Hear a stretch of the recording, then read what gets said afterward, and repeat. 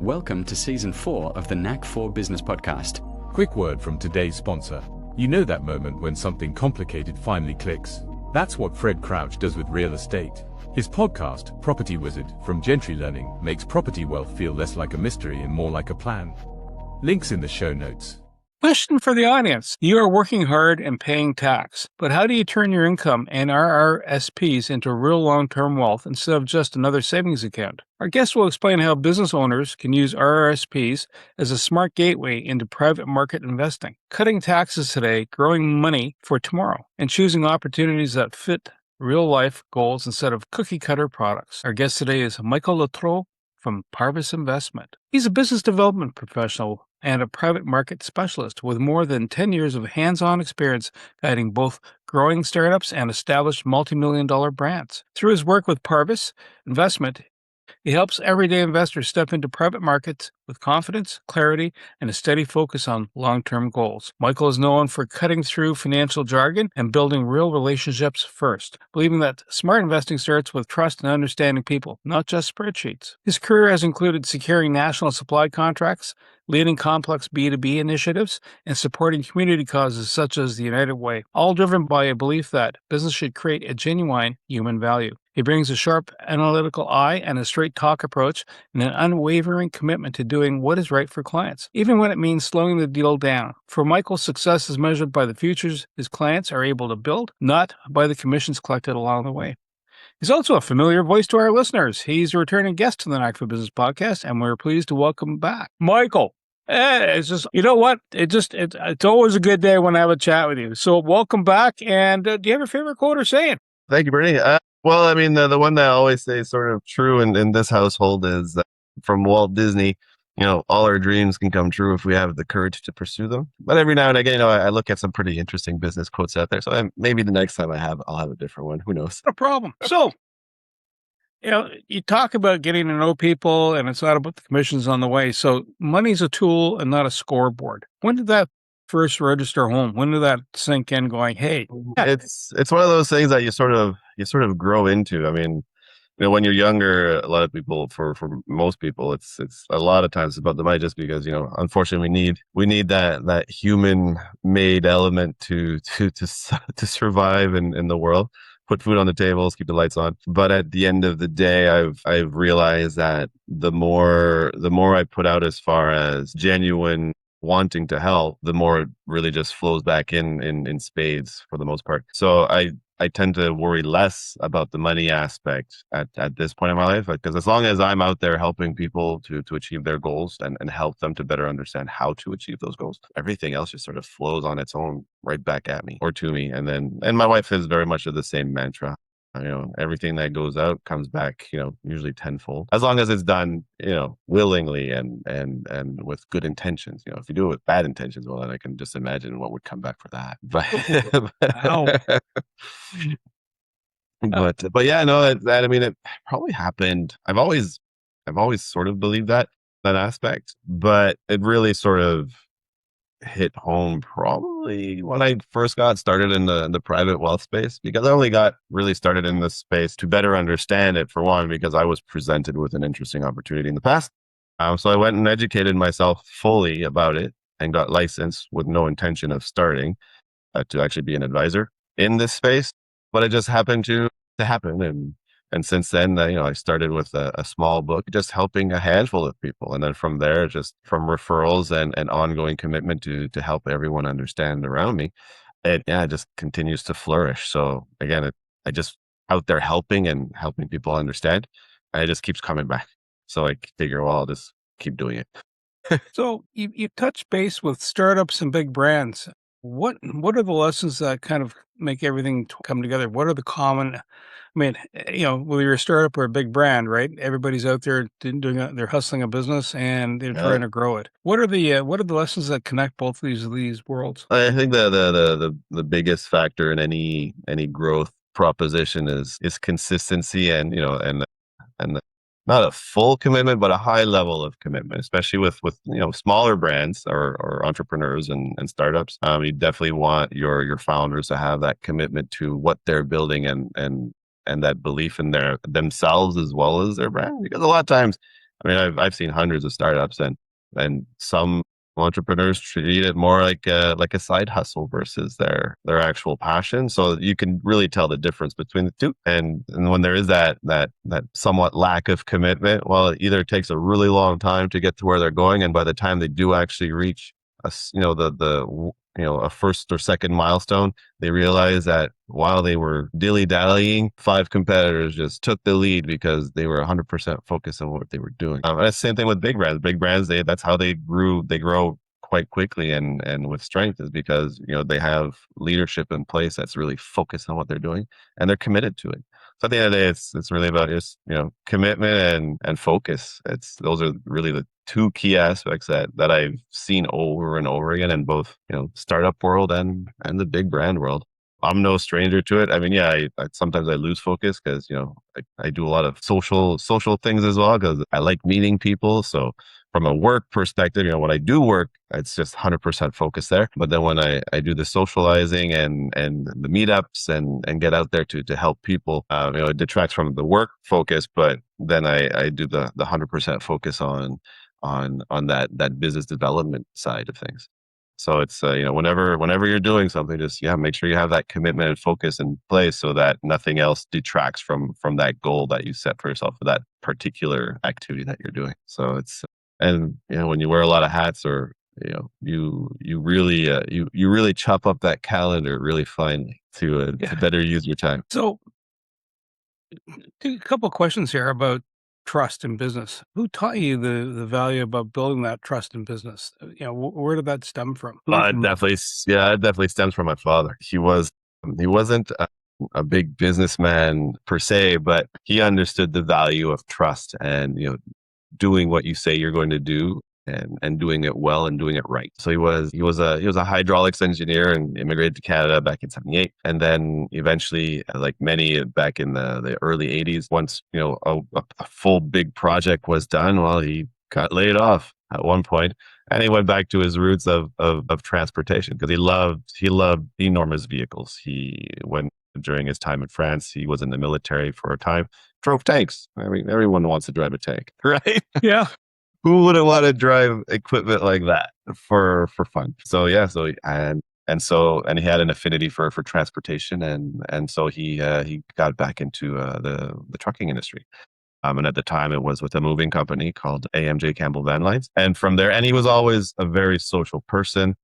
And quickly he became that driver that the company would go to for all of the big names, or the VIPs, so to speak, for when we're moving people, because he had that trust of the executives of the company, knowing that when he does something, he does it 100%, and to the point where he developed that trust as well with the clientele, that whenever they were moving again, he was always requested. So and so being on the road with him quite a bit, that's how I got to have that same acumen and meet all of those same people, and learn how to develop those relationships and that trust with people. Because at the end of the day, it's about doing what you say you're going to do, following through. And again, just genuinely wanting to help them get through what it is that they're trying to accomplish at that point. So you meet some tremendous people. I mean, I think one of the most notable people that I'd met on an ongoing basis was probably Alfredson from the Senators, right? So I remember when we moved Alfredson from Edmonton to Ottawa, when he was starting his career, and back then, it's a young man, very early 20s. He had a duffel bag, a 24-inch TV, and a weird coffee table to his name, right? And then over the years, as his career expanded, every year for the longest time, he never actually owned a home in Ottawa for the longest time. He always rented. Typically, it was started off in closer to Orleans, and then eventually migrated into the Glebe area. But every season, we would move him into a house, and then at the end of the season, we basically take everything out, put it into storage for him while he was often visiting family in Sweden. So then every beginning of season, he'd come back, and then so it was my father and I that basically moved him in and out all the time, until at some point I was part of the team that did it on a regular basis, and my father was on the road, because when I got to be a little older, I ran my own crew in the summertime while I was in university. So you meet a lot of great people, and Alfredson is definitely one of those folks. And He was really, really quite nice. And eventually, he got to be super busy even during the off season. So we didn't see him as much when we were moving him in and out. But his wife, Bibi, she was fantastic too. So she was very, very, very nice and always took good care of the crew. She makes sandwiches and everything like that. But and that level of trust from clients doesn't come just because it's this over time you develop that trust and you get to know them. So it's always it's a good good feeling, I guess, when you have that trust and people can count on you and you can count on them to reciprocate. So and yeah, it definitely came from my father. Absolutely. From that level of trust that you build with a client, what are from an investment side of the fence? What makes them reluctant to play in that space? What makes them go, I don't know, and how do you get around it? Yeah, that's a tough question because a lot of times a lot of times it's a timing situation, or they've been burned in the past, and they focus a lot on what happened in the past, and if they got burned pretty bad, a lot of people tend to be reluctant, which with obvious reasons. Many times it's really just a question of timing and providing them with consistent information and showing the results, even if they're not fully engaged at the time. But as long as they can see, ongoing results and the information, I mean, they'll trust me to a certain degree, but they still need to see how. Because I mean, I don't control the various portfolios I represent or work with, so they understand that part. So they, sometimes people just need to see the consistent results from a lot of these assets, and once they realize it, then and then I'll introduce them sometimes to other investors over, some of the events that I host, or, I'll do investor meet and greets. And, I have investors that have been with me now for the entirety of my career. So over 10 years now, never lost a dollar. So that kind of reference or testimonial coming to someone that's, relatively new and just, who does know me, but is learning about the private equity space. When they hear from someone who's been in it for 10 years under my tutelage, then, it definitely helps them get over that initial hump that's sort of keeping them back fully.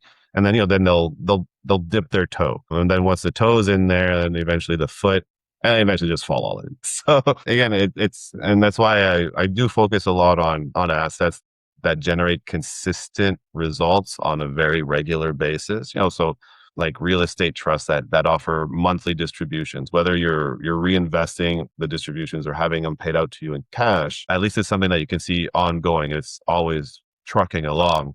Whereas development projects, I usually hold off on those, especially for newer investors, just because nothing happens sometimes for years. And when you're getting calls from panicked investors, like, my money's not moving. Well, it's because it's a development project and you're only going to get your returns and your capital back once the project is done. I mean, even though you remind them that you've discussed this ad nauseum during the whole process, they still call about it. So typically I'll hold off on development projects until, they're a couple of regular assets into the mix, and then when they want to venture out a little bit more into those the less regular assets, then we'll allocate a small percentage, and let's have at her, but it does have to be patient money in cases like that. So I'm always very, very clear, so people don't call me every week to find out, did they put the foundation, did they do this? Yeah, I like that term, patient money, and time is everything, right? If you drop a seed in the ground, you're not going to get Jack and the Beanstalk results. No, gosh, no.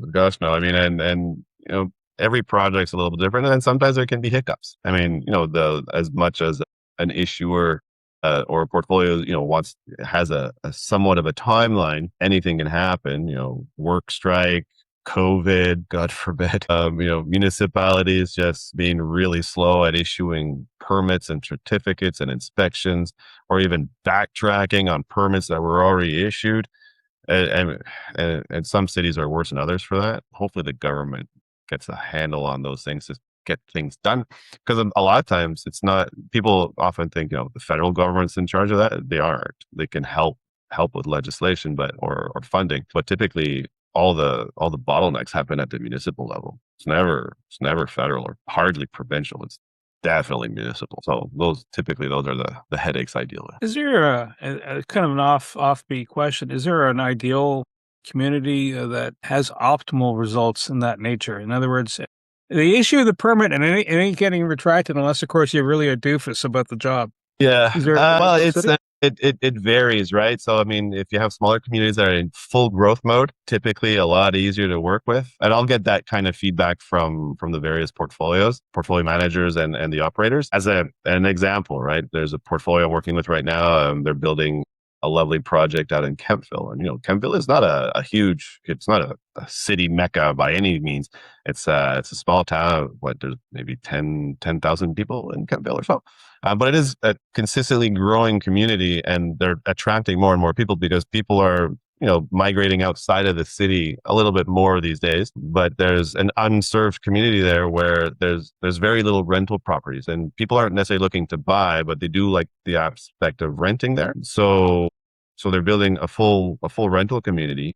And the city has been very, very agreeable to it because they're like, just although it seems a little bit slow on the paperwork side, but it's only because they're a small township. They're not like Ottawa size town hall Ministry. But however, that being said, although Ottawa has hundreds of people working at that level, Campbell might only have 10, but the folks in Campbell can get it done faster than the hundreds in Ottawa. So, and with a lot less friction. Again, as long as everything's in place. And this particular group, they're very good at what they do and having all the architect plans, all the site planning and everything else in place. And so everything's in order. So they're going to be breaking ground this spring. So it's some communities are easier than others. The ones that have, say, less land to grow on, sometimes they're a little bit more sticky. And then there's others that are just outright outrageous. I mean, so it varies from place to place and what the project is. If it's residential, typically it's not so bad. Slightly more commercial spaces or industrial to a certain degree, then it gets a little bit stickier. So for industrial spaces, especially new builds, definitely you want patient money unless the zoning's already in place, land acquired, and some of the permits already in process. Because sometimes something like that can take, like building a warehouse, it can take 5-6 years. You can make good money on it, but again, have to be patient with it. Whereas residential, I mean, like in this case in Kemptville, they'll break ground in the spring, and in 18 months it'll be done, completed. So they're building. I think it's 58 stacked townhomes. Yeah. So, and they're pretty large units. So it's going to be nice. And that'll be a first phase. And then if people like it, they expect it to be fully rented out because it's made for rental. They expect it to be fully rented out within the first 12 months after being completed. I suspect it'll be a lot faster than that. And then they'll just probably make another one. So at the same time, the community's behind it all because they bought a parcel of land that was a bit of an eyesore in the middle of a residential area. So it had been previously zoned as an industrial area, and it was a really old self-storage sort of place that was abandoned basically. So they just bought that parcel, cleaned it all up, got all those rezoned, and now they're going to make a beautiful living space with it. So yeah, again, it's from project to project. It really varies, but definitely I'd say municipalities can really make or break a project from a timing perspective. So back to patient money. So it sounds like not all the eggs in one basket scenarios are the other kind of the key element. So when you talk RRSPs and then you talk about doing investing in private investing, and then you talk about then you touch on stock markets. Where should a person turn? Is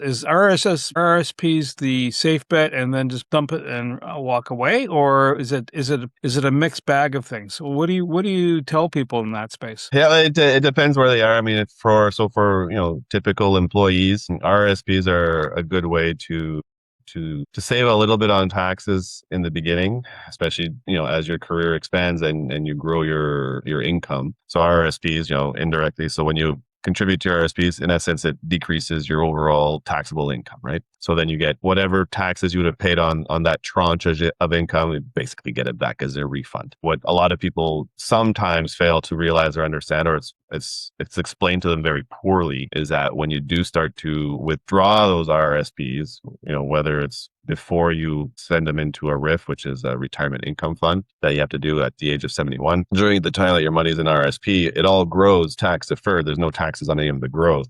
But as soon as you start withdrawing, 100% of that income is or that that money coming out is taxed just because, they're like, well, we gave you a refund, 25 years ago. Now you're going to pay us back in spades, in essence. So for employees, I mean, it's good in the beginning, but then it's good to strategize as you get closer to that point of when you're going to be withdrawing RSPs to find tax efficient investments, especially so I've been doing this a lot over the last year and a half now, because I work with a very, very smart tax strategist, and he's been working with me a lot just because he asked about all of the I guess the tax structures of various assets that I work with, and he loves them to death. So basically, in essence, a lot of the returns are what we call return of capital. So there's no taxation on the distributions initially. And then on top of that, these funds are structured as LP. So it's all outside of RSPs, but I'll explain how that correlates to the RSPs in a second. So when you invest in a limited partnership where it's structured that you can participate in the flow through of expenses, a percentage of your invested capital is used as a tax write-off for as long as you hold that investment. And so for the sake of math, let's say your tax write-off or your flow through is 10%, and you invested $250,000 as an example.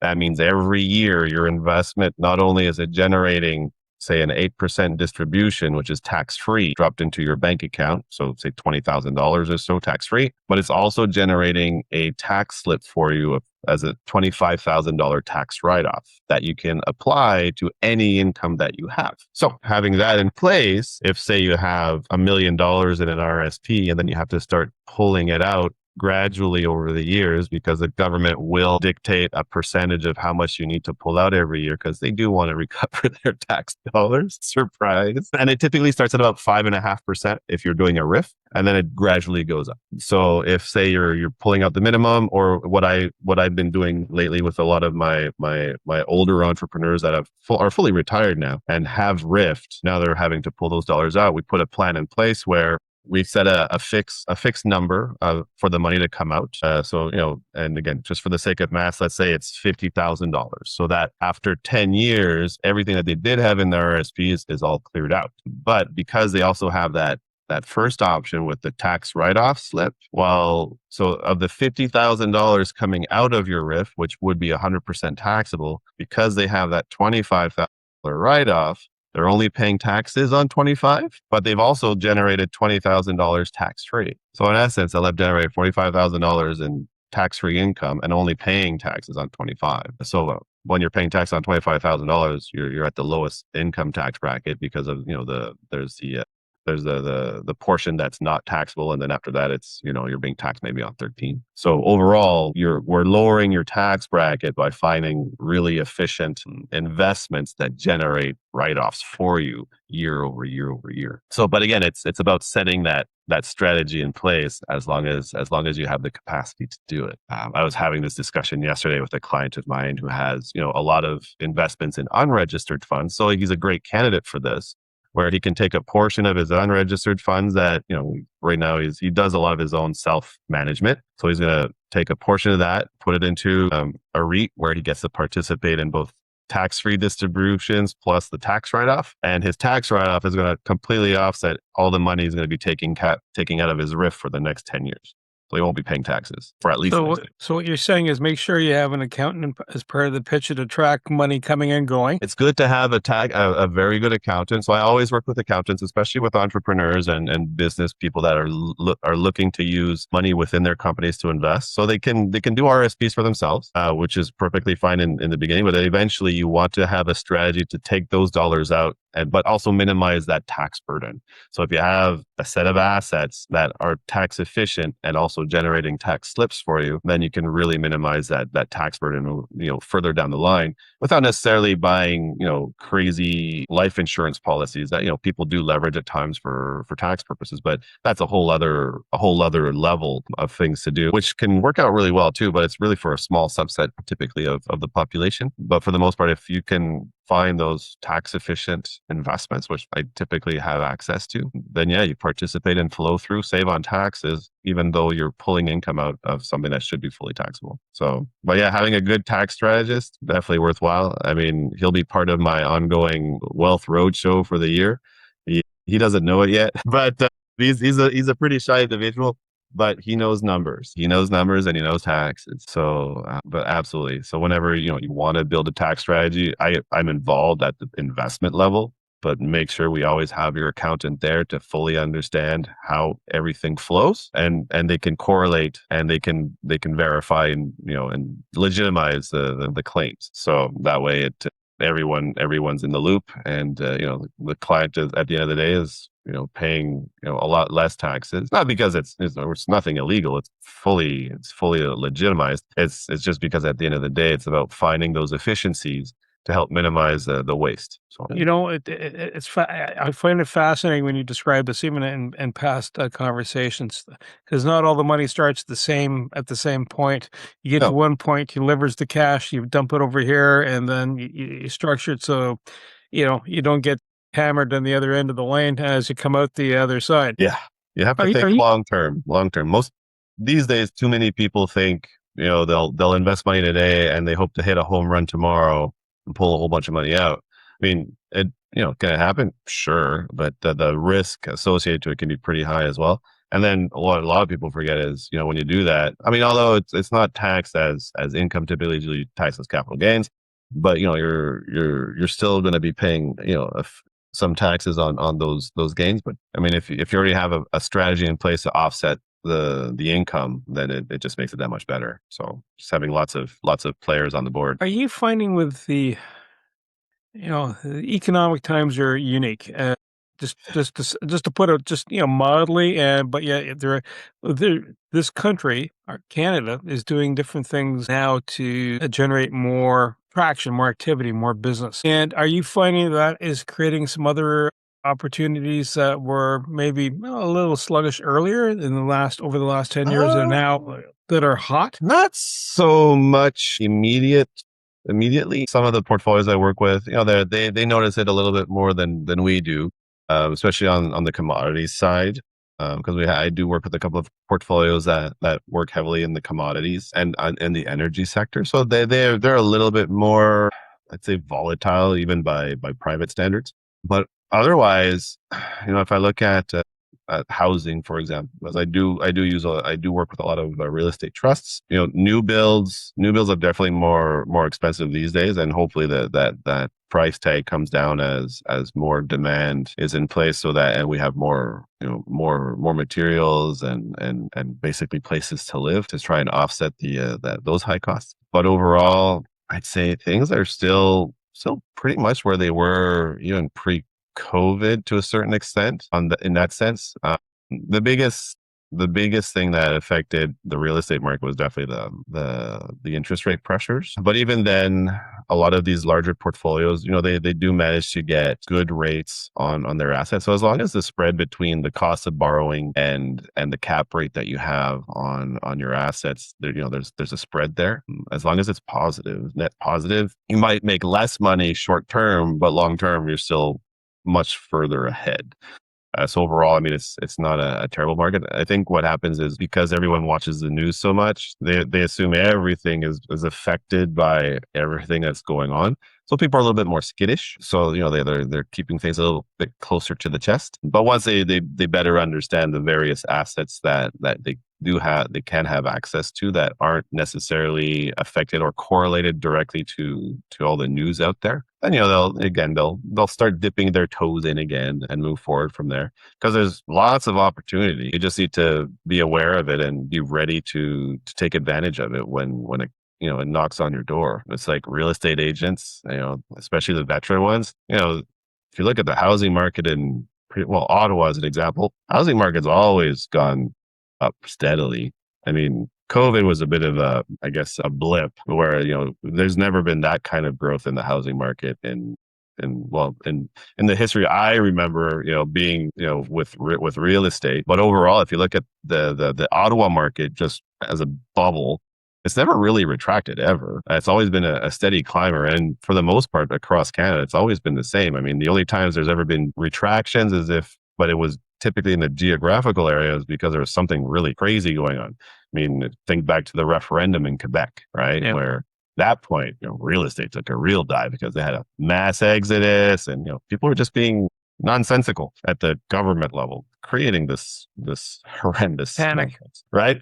So, but overall, if you look at it, I mean, real estate is one of those things that just keeps on trucking, whether it's good, bad, but it becomes a question of how much time do you have. So as long as even if you buy a house today, if it's a house you plan on living in for 20, 25 years, well, guess what? In 25 years, as long as you keep to your payments, it'll be paid off. Doesn't matter if you paid 500,000 or 800,000 for a house, regardless of what the value of it should be. If you can make the mortgage payment, you keep paying it, it'll get paid. Did you overpay for it at this point? Maybe, compared to what? Last year, the year before? No one really knows. But that's why it's always good to, whenever you're looking for a deal, make sure you have what you need to be able to strike when that deal comes. I mean, I'm a perfect example of this. When my wife and I were looking to sell our condo to buy a house, we want to get a little bit outside the city. It was getting a little crowded. We had everything we needed in hand. And we just started looking, and then we found the perfect deal. Like literally, like we were right in that sweet spot where prices are starting to come down a little bit, like the more normal pre-COVID levels. Struck while the iron was hot. And then literally 2 months later, prices were going back up again. So, but we were ready to do what we needed to do at the time. So it's always about being ready so that, if a good deal comes by, you can take advantage of it. Most people just don't have the capacity to do it these days, unfortunately. We're all about, well, especially the newer generation, very much about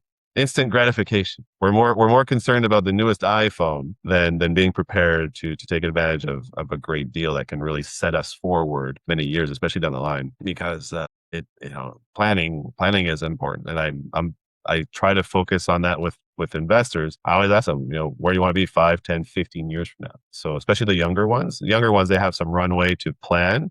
The ones that are getting closer to retirement, that's when we start talking heavily about the tax strategy moving forward so that they can get all those pieces in play so that by the time they start pulling things out of their RRSP, they should be paying little to no taxes on that portion for quite some time. Long game. What does long game mean? Timeline wise, is that 1 year, 2 years, 5, 10, 20, 25? Or is it the long game? I guess it's a little different for everybody. I would say, like, if you're willing to, well, short term would be 3 to 5 years. I would put it that way. Long term, probably 7+. And you have like really long would be 10, 12 plus years. So people that are able to conceptualize in that sense and are patient about it, they'll always come out ahead regardless of market conditions typically. But then again, it's also about having a lot of contingencies in place depending on market conditions. So you remember 2008 when we had a mortgage crisis, the stock market plummeted 40%. Imagine if someone was retiring that year and half their portfolio was gone. They were probably pretty panicky. However, if they didn't need to pull money out of that portfolio quite yet, they could leave it there. Then they're in a much better position while it recovers. Although it took several years to recover. But if you have a diversified portfolio where you have someone like me on the private side that handles 40 to 50% of it, and it's consistently generating income for you, where you don't actually have to liquidate equity, then you're in a much better position. But that takes a little bit of planning. So typically you want to get that kind of planning done, if you have capacity in your late 30s, so that, by the time you want to semi-retire or fully retire, you have a solid nest egg generating some decent income in a very tax efficient way. So, I mean, and at the end of the day, it's always boils down to the question is, what do you want your lifestyle to be and where do you want to live? Because, you can live very differently in different parts of the world on $50,000 after tax, right? I mean, to live in Canada with $50,000 after tax money is very different than, say, living in Thailand with $50,000 after tax money, right? I have investors in both areas and, both are pretty wealthy, but if you have, say, 6 figures to work with, Thailand gets you a lot of really crazy parties, right? For pennies on the dollar. And in many cases, I look at Thailand and not the big cities, not Bangkok or anything like that. You go a little bit outside of those areas in the smaller, like the fishing towns, which are still very modern, have great condos to live in, or if you want, you just rent. I mean, Spain's another great example of where you can go in Southern Europe, where, you can live very, very well there on $3,500 Canadian a month. Yeah, and everything's covered. Your lodging, your food, your healthcare. I have investors now, they don't even come back to Canada anymore unless they're coming to visit. Because how in Canada, if you want to have access to our super healthcare, you have to come back every 6 months. Yeah, they don't even bother. They pay $350 or 350 euros a month for premium healthcare insurance. Right now, it sounds expensive, but then they never have to wait for a doctor. If they need surgery, they're in like the same day, next day. And these are gentlemen in their 70s, right? So at 350 euros a month, that's peanuts. We pay more than that in taxes and we don't get any, right?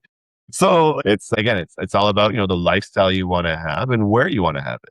So, and then we plan in accordance to that. I mean, myself personally will probably end up in maybe Mexico, maybe Spain. I mean, I have citizenship in France. My wife's Mexican. We have options. We're not sure what we want to do yet, but we'll figure it out when we get there. Or both places. Or both Or places. we might fly between the two, right?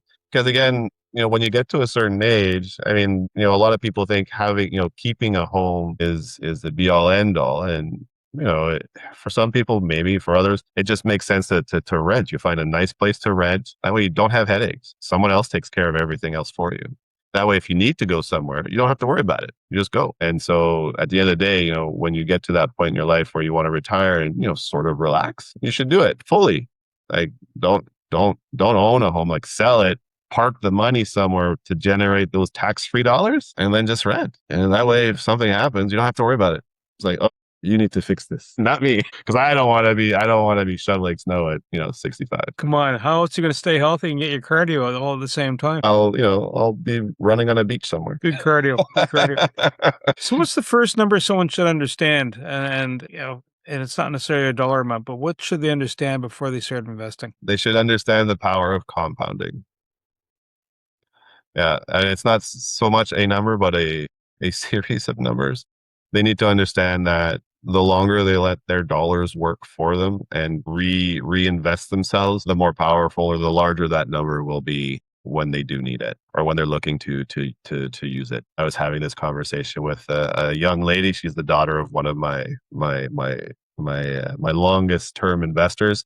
She's very smart and her parents are setting her up for success later on. And we did the math. I showed her the math on how this could work with her TFSA as an example, where she's getting her first TFSA set up. She's turning 18, so she's eligible now. So we said, here, every year for the next 7 years, we're going to dump $7,000 into your TFSA. And then we're going to stop. And then we're just going to let that money compound and roll into itself into perpetuity. You never touch it. And she did some math. And so initially she'll have, technically she'll have put in $49,000 over the course of 7 years and it's not a like a really high risk or crazy investment that I proposed or that I use as an example. Simple 8% return, compounded, keeps rolling into itself. By the time she reaches 55, that $50,000 is $3 million, right? As long as you don't touch it, just let it work. Just let it do its job. Most people don't understand that. They usually get started far too late and then need to put aside a lot of money,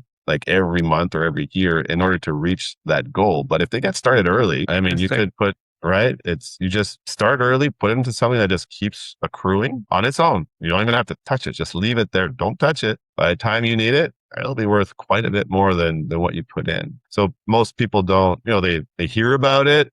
They look at charts and figures like, oh, that'd be wonderful, but they never execute. So the longer you wait, the longer you wait to execute, the smaller that number is at the end. And then again, I mean, it's not about reaching, say, $3 million because $3 million is nice. However, most people don't understand that if you have $1 million well invested, and again, depending on the lifestyle you want to lead, that $1 million can generate a significant amount of income. I mean, most of my investors with $1 million, I help them generate about $60,000 in after-tax income. I mean, it doesn't sound like much, but 60,000 after tax. To make $60,000 after tax, you need to make 120. Now it gets interesting, right? So it's about the planning. And if you don't have someone that wants to help you and figure out that plan with you, then it becomes a little difficult. With business owners, sometimes they don't always have the time or take the time, but an accountant will sit them down and say, talk to Mike, here's what we're going to do. And we'll help figure it out.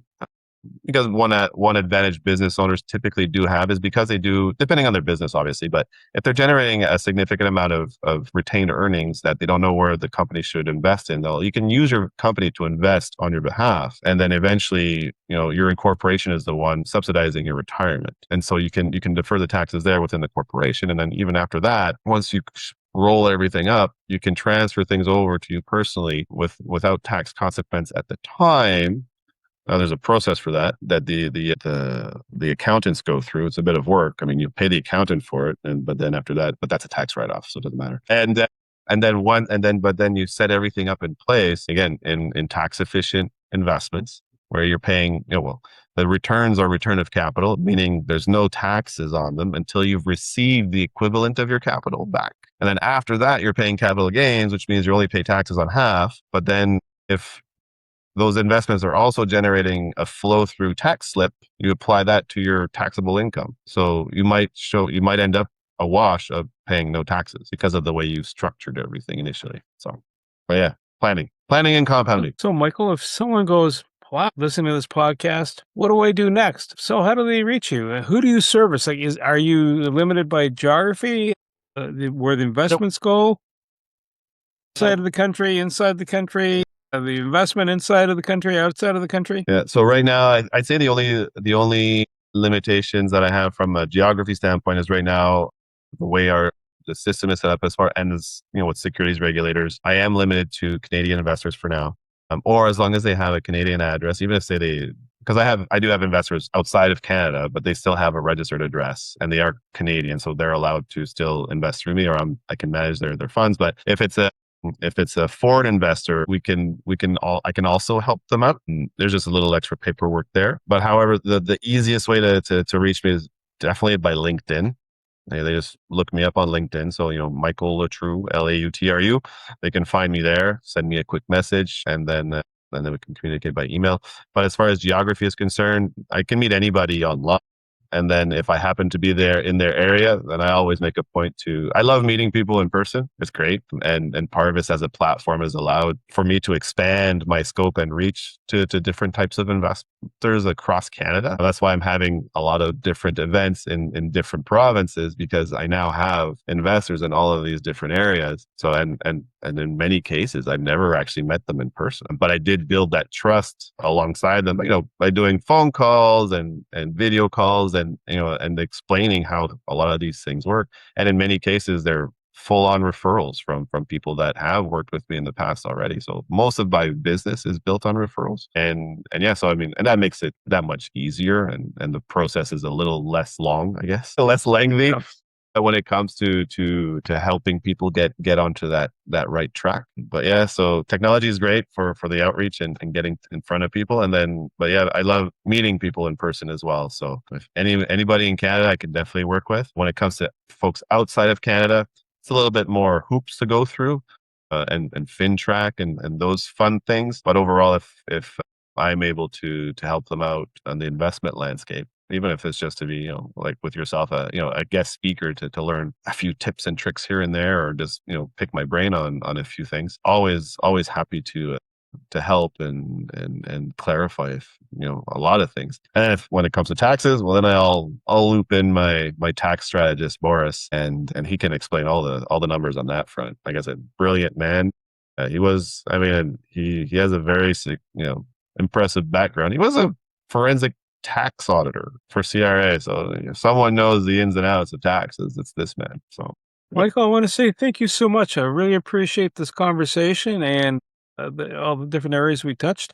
This has struck a chord for you. Michael loves his work. He's an entrepreneur at heart. He gets to know you, and that's kind of a really key thing. And it's about you growing. The benefit that comes to all. The rising tide effect lifts all boats. Everything you heard today is for educational purposes only. It's not professional advice. Before you act on anything, talk to a certified expert in your area. Your accountant, your lawyer, someone who knows your situation. We share perspectives. You make the decisions. Want more? Head over to blog.knack4business.com, packed with practical episodes on AI, marketing, leadership, and growth.